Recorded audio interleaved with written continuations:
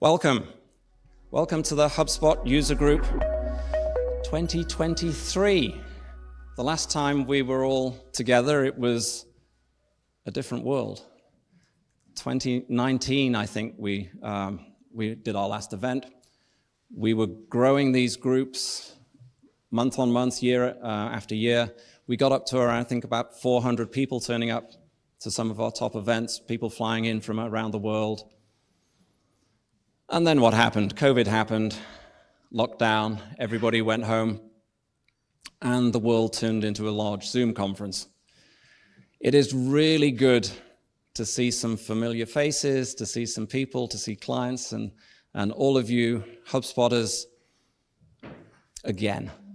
It makes a difference to be able to turn up in person and to just meet and greet and have a coffee and a croissant and chat.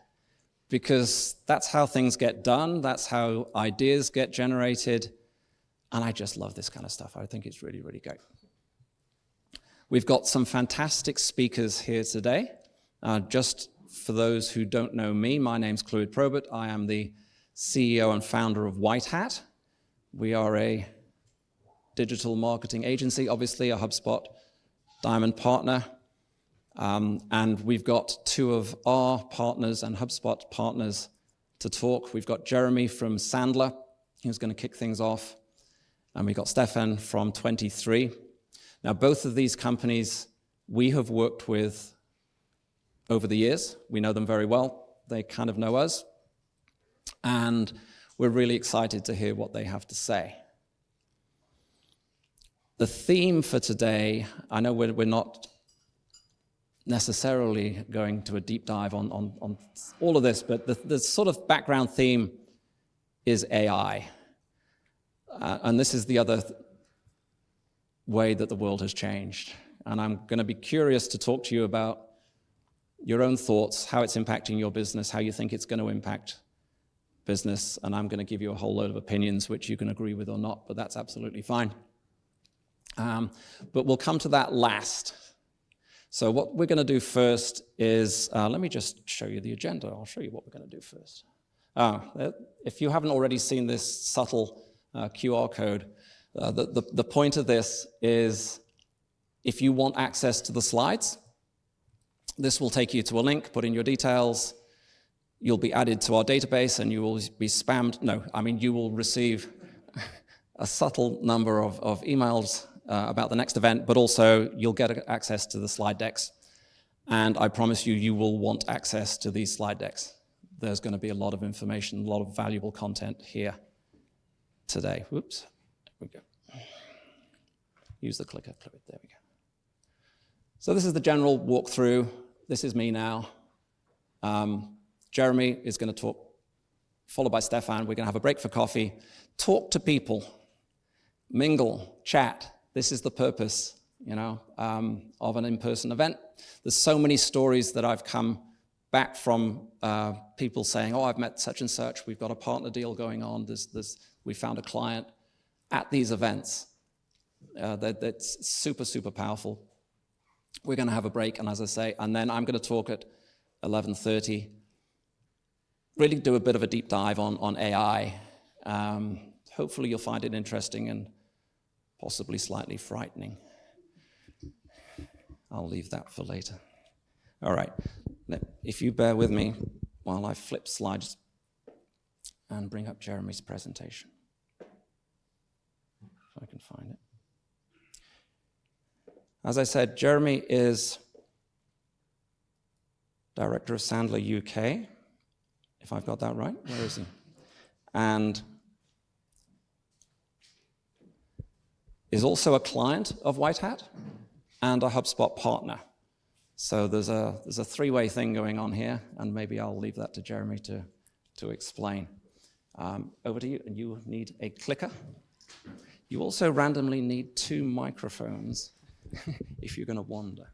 Right. One to record and one to make a loud noise. Okay. What could go wrong? Two microphones. Cool. Thank you very much, Clwyd. And yeah, I'm quite a wandering presenter. Right, so we do need microphones, but I don't like using them.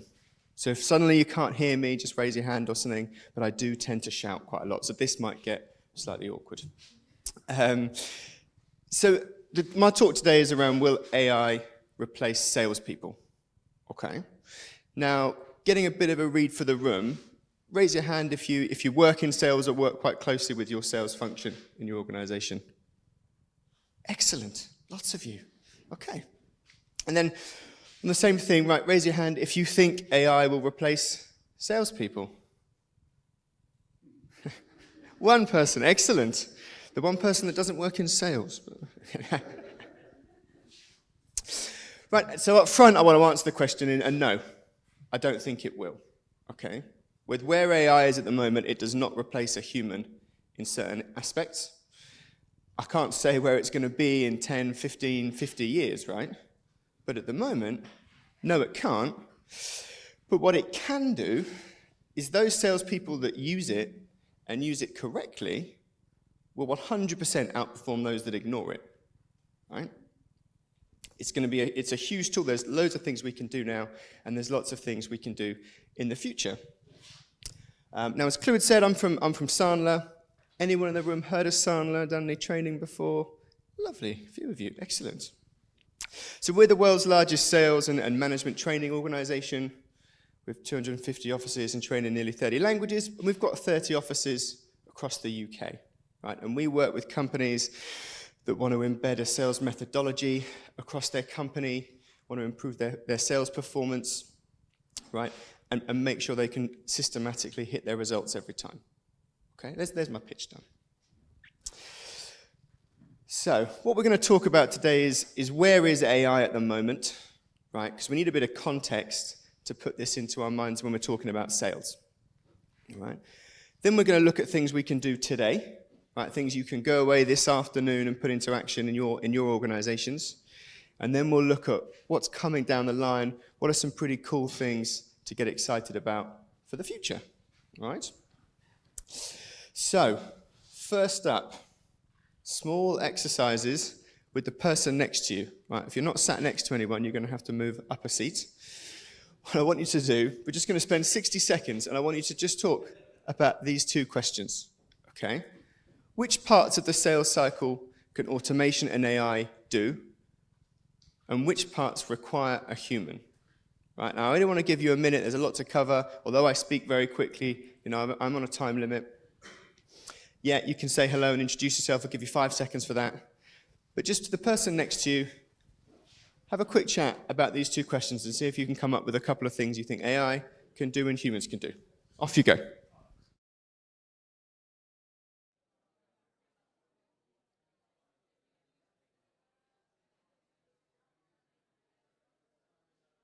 Okay, all right. Good conversations. I love it when we break into talking to people next to you and suddenly the noise just screams up. It's like you're getting a standing ovation or something, right? Which doesn't happen at talks like this that often. Right, anyone want to share something they spoke about with the person next to them about things AI could replace or things AI can do in the sales process? Yes, at the back. Tell you what, use your big boy voice. Early customer research. Yeah, that's a great one, right? How we use AI in that research piece is absolutely crucial. That's a really good one. Anyone over this side got anything they talked about from the things AI can do? Yeah. For example, if you're recording your call with the customer and you're using something like Thomson, you get all the wordings after that can be copied and pasted in and then do an email, reply back to all the main points from rather than have to type and Great. So call recording using something like Gong, being able to get the insights back from your call, share them with your team, coach against it, right? Yeah, that's a super powerful one, definitely. All right, but what are humans better at? We're pretty good, right? We're good. What can humans do better? What do we think? Right at the back there. Qualification. Yeah, that contextual understanding. Build relationships. Yeah. Some of us are good at that, some of us not so good at that. Anything over here, what can humans do? Empathize with the problems, yeah. Emotional intelligence, it's a big one, right? So, but if we break it down, there are some things that AI are better at than humans, right? That's why we all use it, okay? So yeah, the amount of data AI can crunch through at ferocious speed completely outstrips anything we can do or should do, right? AI, because it's pre-programmed, because it has machine learning in it, is able to make consistent decisions on things that are entirely objective. It doesn't have any personal bias, doesn't have any emotional understanding of what else is going on, so it can make data-driven decisions that are objective, right? I'm a very emotional person. I don't make any decisions objectively, right? My wife would love me to use something like this all the time.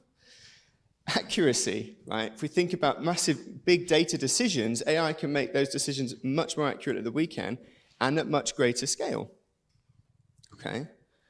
The safety one, there's definitely jobs AI should do that we should not do. Right? We should be in a position where AI can defuse bombs and we're all hiding somewhere else. Right? Things like that. But when we think about humans, as we said over here, the contextual understanding what else is at play in a decision, absolutely, AI will not understand that. They do not have all the information at their fingertips for that sort of thing. We talked about down here, emotional intelligence, right? When we sell, particularly, emotion is a huge piece of that process, okay? And AI just doesn't get that.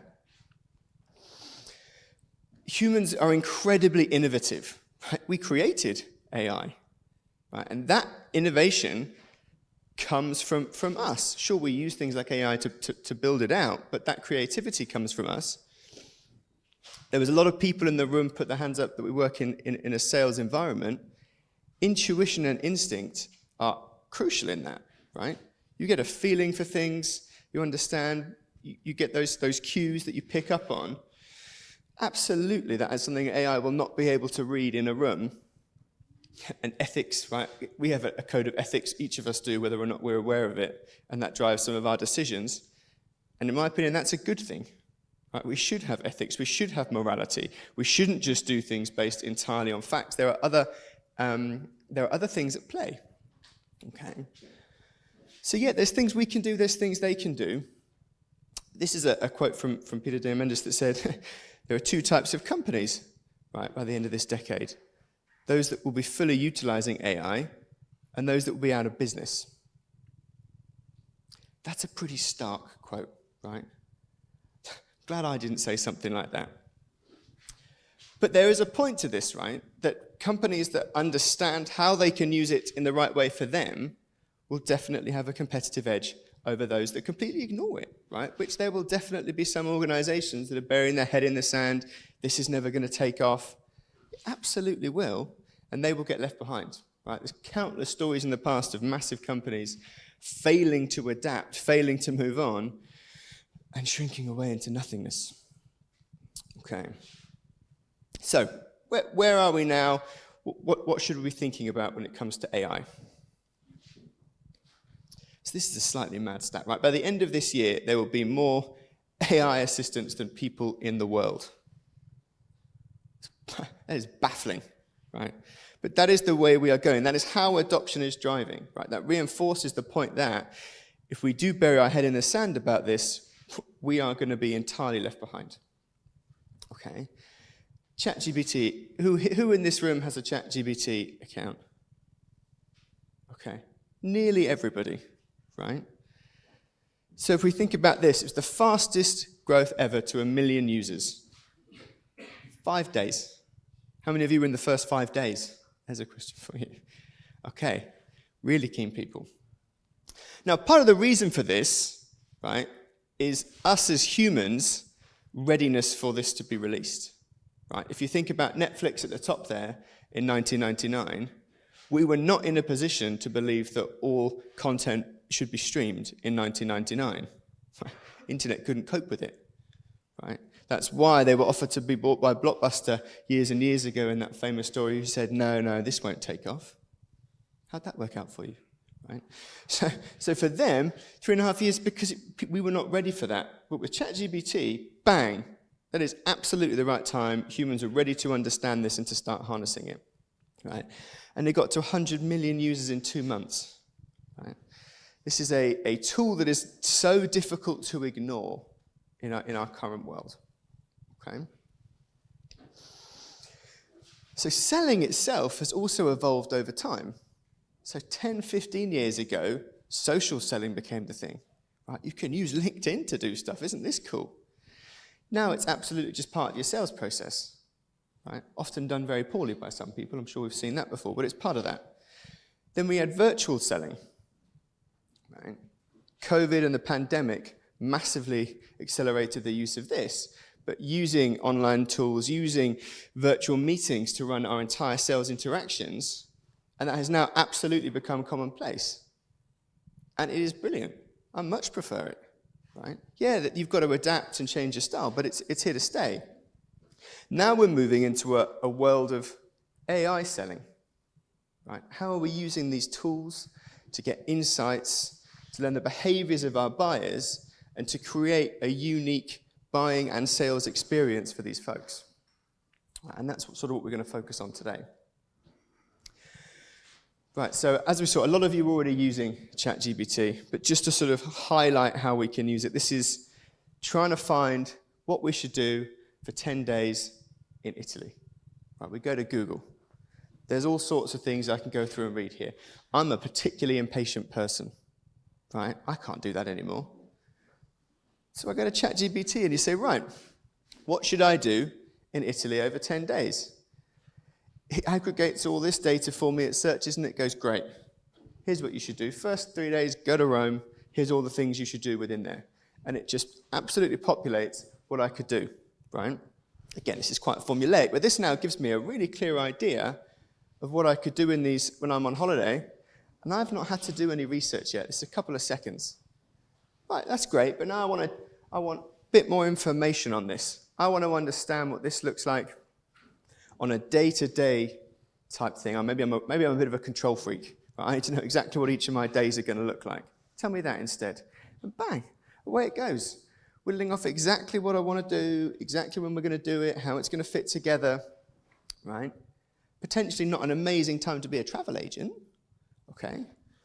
But what this has done in under a minute is given me a pretty base plan of what I can do in 10 days for Italy. And you could take it further. You could say, actually, tell me where I should eat on each of these days and give me the phone numbers of those restaurants, and I'm going to try out my Italian, which, for the record, is terrible.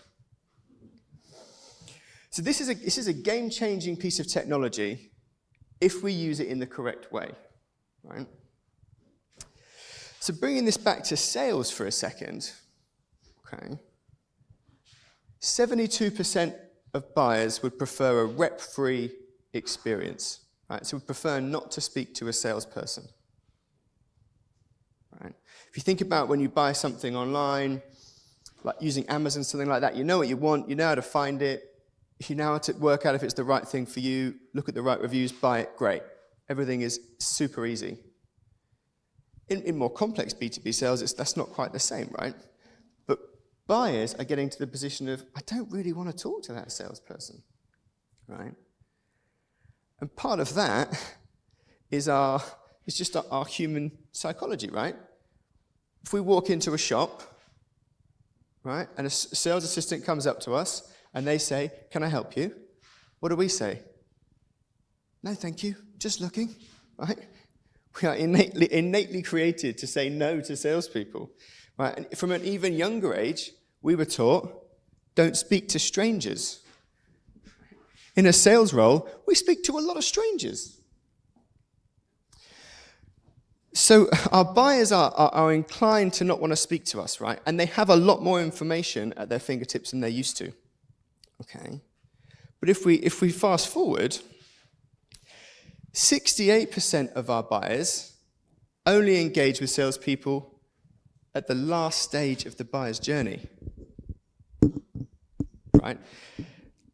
So beforehand, like if we go back to like the 80s, right? This is partly why salespeople have a bad rep, because they held all the power. You couldn't go away and find all this information online as easily as you can now. So you'd have to go and meet a salesperson, they go, I reckon I'd get a lot of money out of this person. I'm going to sell them this, right? And this this persona of this used car salesman grew in all our minds and becomes what we think about. Whereas now, buyers can go through and get all their information online, they can understand everything until the end, right? Now we have specific questions we can't answer. We need to speak to someone. Maybe we want to get a better price. Maybe we'll try talking to a person about that, right? So now, us as salespeople, if we think about that, previously, we had the whole buyer journey, the whole sales cycle to work with people. Now, we've just got the end of it. Yeah? So this has massively altered our perception of what we can do in a sales environment, right? So, the other thing to be aware of here is, although we're talking about how we can use AI as salespeople, annoyingly, our prospects and customers are using it as well, right? I wish they wouldn't, but for the same reasons we are, they are using it. So here's an example. I was running this with an American colleague of mine last week. We thought, right, we put ourselves in a buyer, and I want to try and buy something I've no idea about. And he came up with corrugated packaging. Anyone work in corrugated packaging? Excellent. Right. So we said, right, tell me who are the big players in corrugated packaging if I want to speak to someone and start a sales process. Bang, here's the 10. Great. Give me a bit more information about these so I can work out maybe who I might want to speak to. Right, I'm not going through Google, I'm not going through and looking at their websites, seeing who their leadership team is, all that kind of stuff. Bang, it's opening it up, it's telling me where each of these companies are based, what they're good at, what they're known for, how big they are, all this kind of stuff. So I can start to make a more educated decision about who I might want to talk to. Right? Let's take it a bit further, okay? So those are the companies I might want to talk to. What should I be talking to them about? I don't know anything. Right? So if we think about this, so now ChatGPT goes away and goes, great, the things that are important when purchasing corrugated packaging are these things. These are the things that you need to focus on, get their opinion on, and work out what we're going to do. Awesome. Write an RFP for me with those facts that I can send to these companies, right? And bang, spits it out. I will even put an additional factor. The person I was doing this with lives in the Midwest. They said, right, let's make that a factor. And away it goes. It creates the bare bones of an RFP for me. Okay. So if you think about that buyer journey, that buyer experience, in under a minute, I've gone from knowing absolutely nothing about an industry that is very, very distant to what I do, to creating an RFP and knowing who I want to send it to. That's a big change. Right? That's a lot of additional information that is now at the fingertips of our buyers. Right? Scary. Right? So we as salespeople have got to be aware of that and have got to be able to use AI in a way that makes a difference. And what this means for salespeople, if we couple this with the fact that we're speaking to our buyers much less, because they don't want to talk to us, they only want to talk to us at the end of the buying cycle, we have to do a lot more work. We have to make sure every interaction we have with them brings real value. Yeah, it has to be a value-driven sales. And if we look at this, is a report that gone around with another tiny CRM I've not heard of called Salesforce. The areas that companies are using AI for and seeing improvements are not necessarily, being able to do repetitive tasks at scale, right? They're not those kind of things. The top one in here is understanding customers' needs, right? That is a valuable way to use AI to have better sales interactions, right? And cope with them using AI, cope with the fact that we're not talking to people as regularly, and deal with the fact that we've got to bring some value, right? So what we've got to do as salespeople is create a USX, right? A unique sales experience with our buyers, right? We can't feel like everyone else. We have to be able to stand out from the crowd, right? As almost a given. But if you think about, they have lots of information already, and they have specific things they need to know, which is why they want to talk to you, right? They've gone down as much of their buying process as they can before getting in touch with you. So these are not people going, God, I don't know anything about you, tell me some stuff, right? They know everything. So we need to be aware of that, and we need to start creating sense of what they've learned. Because there's a significant amount of information available about each of us online, right, and these buyers can go through. So what we need to do is when they've got to this point to talk to us, and they are so overwhelmed, they might be frustrated because they can't find out these bits of information, the likelihood is this is going to be quite technical, maybe quite complex information. It's our job to help them make sense of this, right? To simplify this, to make this part of the experience the best part, right? This is really easy to do.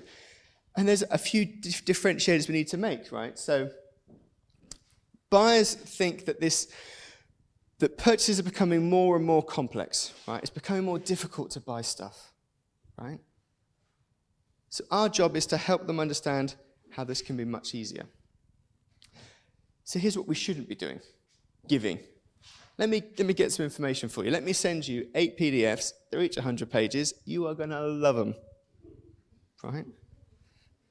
Nobody's reading those. Sorry, I'm sure your team did a great job putting together some awesome collateral, but it's not happening. So we can't be doing that. We can't be telling. Let me tell you what you need to know. This one's particularly difficult for me because I hate being told what to do. Right? If I hear that, my back is up. I'm not talking to you anymore. No one tells me what to do. Tells you a bit about my psychology, I suppose, though. So we can't be doing that. So what we need to be doing is, there's a lot of information here. Let me help you make sense of it. Let's understand what you're trying to achieve and what you're stuck with, and easily and accurately describe how we can get there, right? Help you understand what we're talking about, right? In a non-patronizing right way, in a nurturing way that makes them feel supported through this sales process. And, if we're doing these things, who's going to close more deals? Right? Giving is 3 out of 10 because you're making the buyer do the work. Telling 5 out of 10, 0 out of 10 in my situation. There's sense making, 8 out of 10. Right? This is what people want to understand when they're being sold to. Okay, that can be quite a big shift. Right? We think, as I said, we're at the end of the sales cycle. We want to get all the information. We wanted to tell them through the whole buying process down their throats in one meeting. We're going to get through a lot. No, right? So we have to be focusing on value creation as we sell. Okay, and to do that, we need to amplify our unique sales experience with technology. Okay, so how can we leverage AI today? What could we do when we go back to our offices? As I said, a lot of you are already using this stuff. You're probably ahead of me. Right? Any of you using tools in AI to help your sales efforts at the moment? Show of hands. Yeah, a few. Yeah, nice. Okay. So at Sandler, we have lots of rules, right? Sales rules. And one of our rules is to leverage technology to engage, not to hide, right? It's very easy with technology, which is incredibly impressive nowadays, for that to be the forefront of everything you do. You just stand at the back, wow, isn't that impressive? Woo. No. We need to be using it to engage with our buyers, because as we've talked about, it is still a human interaction. We are still trying to build a relationship here, right? So, back we go to ChatGPT. How are we using it? We heard it over here earlier. In research. So again, chosen industry I couldn't tell you a thing about. The earth-moving equipment. Anybody work in that industry? No? Didn't think so. Right, pretty niche. So let's say I've got a lead. I've got to speak to someone in the earth-moving industry. I don't know what I'm talking about. Right? So I need to do some research. Great. Tell me about the industry. Give me some facts. Give me some things I should talk about. Tell me about the kind of companies that are already in this space. Give me a bit of context so I can understand when I speak to someone what sort of world they play in, who the big players are, and the kind of things they're coming up against, right? Boom, away it goes. My research now, I'm a quick reader. Maybe I'm reading this as it types it. I think I know everything about this industry now. That's useful. But then let's take that a step further, right? what are this industry worried about? What are they concerned about at the moment? Right? In Sandler, when we sell, we talk a lot about pain. Right? This isn't thumping people in a sales meeting. This is trying to find their emotional reason to wanting to buy. Okay? And we call that pain. And what this is doing, right, when you're coming up with these challenges, this is helping me create questions based on typical pains I think a company in this industry is going to have. Right? Because just like how ChatGPT works, right, with prompt stacking and the quality of questions you ask is vital, sales is exactly the same. Right? The quality of your sales meeting is directly proportional to the quality of the questions that you use in it. It's not about telling, it's about asking the right questions. And what this has done now is this has created 5 areas that I can pre-plan some questions on that I can speak to them about, right? I don't suppose economic uncertainty is a worry in the business at the moment. How much does that impact your business and the industry? That's awful, right? Whatever, right? We're a step ahead now, but this is more intelligent research than going on their website and finding out, wow, aren't they amazing? Right? There are simple tools we can use, right, which actually help us use HubSpot. Anyone using Fathom already? Heard of this? Awesome tool. Of course you are, Claude. Right? This is essentially a note taker. It joins all my calls just like Gong does. It has less emotional intelligence than Gong and isn't recording it quite the same way. Transcribes it, records it, that kind of good stuff. But what it also does is it summarizes the call for me. Right? In my role, I do a lot of team selling. I do a lot of selling with other offices, with other partners, with other companies. So when you have a meeting for someone, I know I've got to send 8 people notes on what we talked about. Every second I'm not writing those notes, I've forgotten what we talked about until my email goes, meeting went well. I can't remember. What this does is go, bang, here's what you talked about, here's what they said, here's what you said, here's the summary. All I've got to do is copy that and send it around to people, here's what we talked about. Right? I probably, good reminder for me as well, I've forgotten what I talked about. And that's a really simple piece of AI that has made a big difference in my life and in how I sell. Also useful if you manage salespeople, right? Being able to see what kind of stuff did you talk about in this meeting? What kind of points did you cover? Another one that I use all the time, right? I'm in love with this tool. It's called Crystal. Anyone heard of this? Lovely, yeah. Now, Crystal runs off a system called DISC, right? Which is a sort of psychometric profile. Anyone heard of DISC or done any DISC before? Okay, some nods, right? Now, we use this all the time in Sandler. We use extended DISC, and we are sort of absolute fervent lovers of it, okay? Because what it helps us do is understand someone's communication style, right? Because if a golden rule is speak to people how you want to be speaking to, diamond rule is speak to people how they want to be spoken to, right? And what DISC does is it enables us to go, this is the kind of things people want to hear about, right? This person, they want a lot of detail. They want to go through things in nitty-gritty. That's what I'm going to do. Right? I'm going to match their style rather than impose my style upon them, which is almost a typical sales way. Right? Now, as I said, I've been using DISC for nearly 20 years, right? So it's the kind of thing when you're talking to someone, you pick up on cues, you can adjust your language, and you can communicate with them differently. But if you're new to it, or if you haven't met the person yet, so you don't know what sort of DISC style they're going to do, it can be tough. So what Crystal does is before you meet someone for the first time, it works on their LinkedIn page, and it tells you what their DISC style is. So I ran a test. So I went to Claude's page with some very scary pictures at the top. Okay, at the right-hand side, you can see my crystal bar, and it's giving me his DISC style, and it's giving me some do's. Speak with high energy. Be direct. Use energetic and assertive tone. Awesome. And some things to not do. Don't have in-depth discussions, right? So that's initially useful information to me. But then if I then go through to my actual page, it's got loads of information on this profile. So the top there, you can see it's mapped his profile to my profile. The things you can see there is we are going to get on. Right? I don't have to change my style very much because we are pretty matched, right? He's just slightly more direct than me. Great, that's pretty easy to put on, right?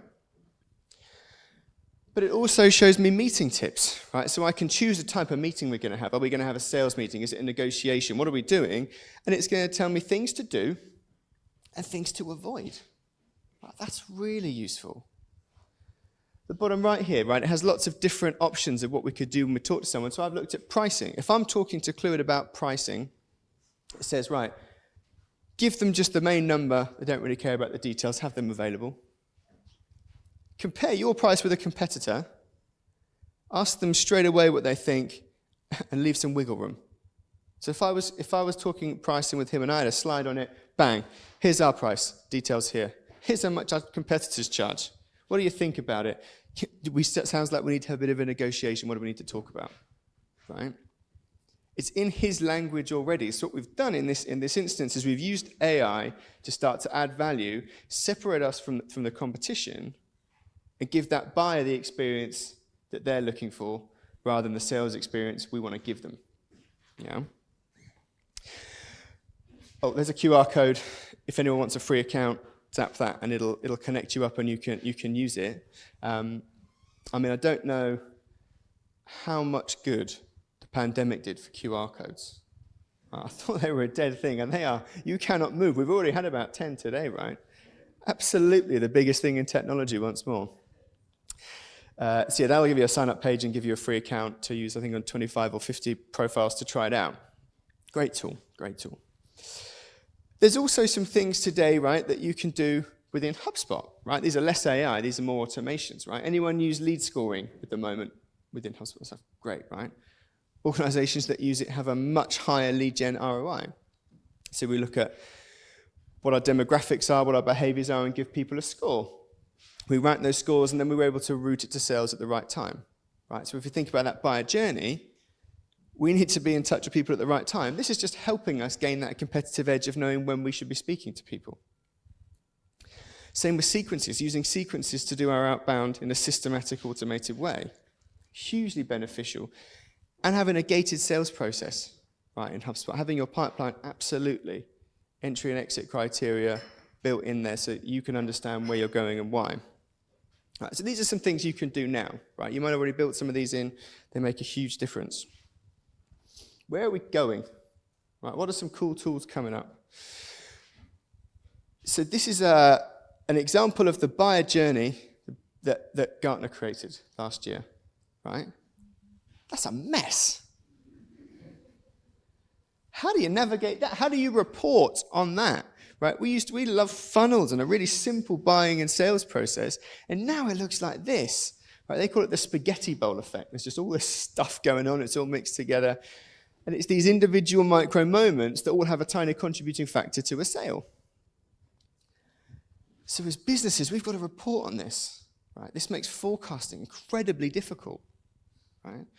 So we work with a company called DealIQ, right? And we've helped them build an AI in this that scores your deals and brings in a lot of those factors to understand how likely deals are to close. Right? And then it has machine learning in it, so as your company and as your individual salespeople fill in data and it learns, it understands more and gives you better data. Shockingly scary when you see this stuff. Right? So they have these 7 imperatives, these 7 areas.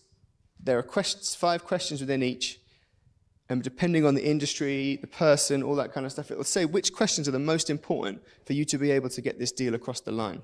And if you haven't got them, it'll say, hey, you need to know this. This is going to have a massive impact on the success of this deal. It looks like this, right? It integrates with HubSpot, so you would have a deal in HubSpot and it pushes directly to DealIQ. They're building a native plugin, so you actually will be able to do this within HubSpot in the near future. And on the bottom left there, we have the 7 imperatives. These are those questions that we're going to go through, and they don't change. On the right-hand side, you have your sales process, your questions as well. Right? And as you go through these, sure, you have resources attached, like we have a Sandler version of this, so it'll tell you how to navigate this piece of the sales process. As you go through this and answer these questions, that score at the top right changes, right, and improves. It's not simply, 3 questions are answered, therefore X%, right? The questions that need to be answered all have a different weighting depending on who you're talking to, who you are, what you're selling, all that sort of thing. Right? And what this does is it gives us a scarily accurate depiction of how likely our deals are to close. This gives us forecast integrity, right? This gives us the ability to accurately coach on deals and understand, right, rather than it being a sales manager's opinion of, I think you should know this, I think you should talk to them about this. Maybe, right? Maybe they don't know what they're talking about. This gives them an idea of going, right, these are the specific things we need to go and meet them about. This is the exact stuff we need to find out. It's an incredibly powerful tool. So, looking forward, there's a few things we need to think about when we're using AI in sales, right? The first is we need to be aware. It's not just us using it. Our prospects are using it. Everybody is using it. We have to focus on that and understand that. Second part is to be smart, right? Use the right tools for you and your organization and what you do, right? I love bright, shiny objects. A new tool comes out, I will have used it. The day later, I will have forgotten it exists. That is not an efficient way to work, right? So find the tool. If there's an area that you struggle at, it's about finding the right tool that fits in with that, okay? As opposed to just seeing every tool you like and downloading it and having a million Chrome extensions like me. Using deal intelligence to gain a proper understanding of where we're going and what our prospects are interested in. That's absolutely going to be critical in the future. And personalization, right? That's one of the other big pieces that we're using AI for. We talked about Crystal. There's so many ways we can use it to personalize our sales approach, which is going to give us a much higher degree of success. Okay. Now, just before I go, that's it. There's another QR code, right? This one, as I said, we're a training organization, okay? This one is a fairly simple lessons learned form, okay? You've just endured 45 minutes of listening to me speak. I hope you get something out of it. And what this is going to ask you for is a lesson you learned. Now, that's not a required field in case I didn't teach you anything, in which case I'm very sorry. Cleward said he'd refund you your travel. But it's also going to ask you an action you're going to commit to take based on some things you heard here, right? Because coming to a day like this, you're in this for the learning, right? And it only makes it worthwhile if you commit to taking an action based on this. It's also going to ask you a date because we are huge on accountability. Okay. Fabulous. That's everything from me. Thank you very much. I've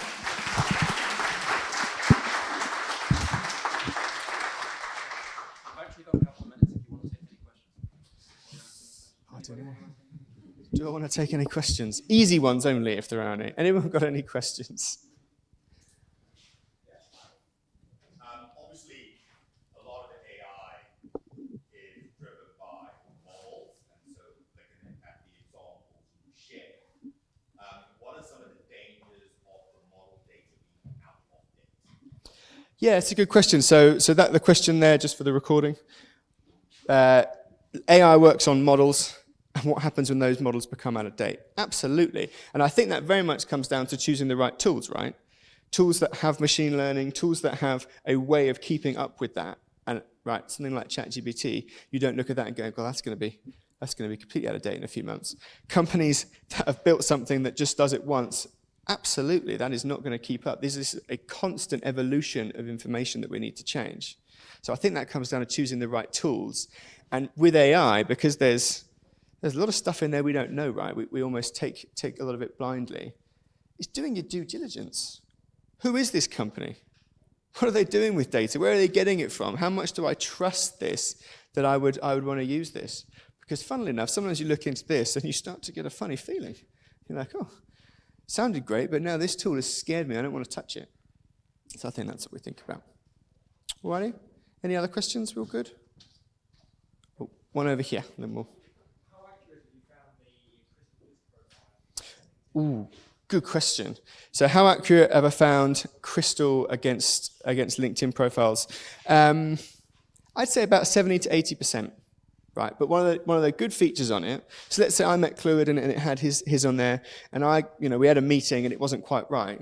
I can edit it on there, right? So it will change it and it will update the information for me and give me the new piece. For the most part, it is correct. One of the bits it really struggles with is like, CEOs of giant companies and stuff who have people that are running their stuff. Right? So it's found the disk profile of that person that runs it, not that person that you're trying to talk to. That's one of the things to sort of be aware of that I think it can miss out, is the less you think someone is doing anything themselves, the less accurate it's going to be. All right? Jeremy, cool. I have a question on that. Are you taking it further and putting it through into the marketing place so that you can take your disc profiles and then let them drive marketing nurture campaigns? This person's going to receive this type of message as opposed to that because they're more receptive to this message. It's a great question. So do we take the crystal information we gather and put it into our marketing campaigns to alter the language and change that? Absolutely, right? Everything we're doing as we move forward is in trying to personalize our approach for our buyers, to give us that competitive edge and to make them want to speak to us. So using language that they're looking for absolutely works, right? Sending someone that's a really high D a very short PowerPoint that just has the main points that they can flick through and go, huh, that was good. If I send that to a high C, these are quite detail-orientated people, they're going to go, well, that was a waste of time. Right? We need to edit what we do there. Sure, it takes quite a lot of work to go through that, but definitely from a marketing perspective, it's a huge competitive edge. Cool. Right, one more question. I think it's a little bit more generic. It's more about, because we live in the world of fake news, right? We do live in the world of fake news, yeah. How accurate or how that information is not manipulating yes. Mm-hmm. Because you talk about that, you don't know anything about a certain industry, right? So it could be a bunch of Rubbish. things. Yeah. So in the age of fake news, how do we know that the information we're actually getting is valuable? True. Now, I think part of that comes to sense checking some of it, right? Especially now in terms of the things I showed you, like industry research, it's pretty easy to understand, does this sound like it makes sense, right? If we're going after really specific stuff, right? If we're trying to use it to diagnose an illness we have, we definitely have to cross-reference that with other authorities, with other documentation, because we cannot just simply take their word for something that we don't know fully how it works. I think you're quite right? I think it comes down to the level of complexity of things you're asking it to do and how you want to actually use that data. If you're using it to make a life-altering decision, right, maybe think twice about doing that without checking some things out. If you're using it for a bit of research before you talk to a prospect, I'm okay with trusting it for that. Fabulous. Thank you very much.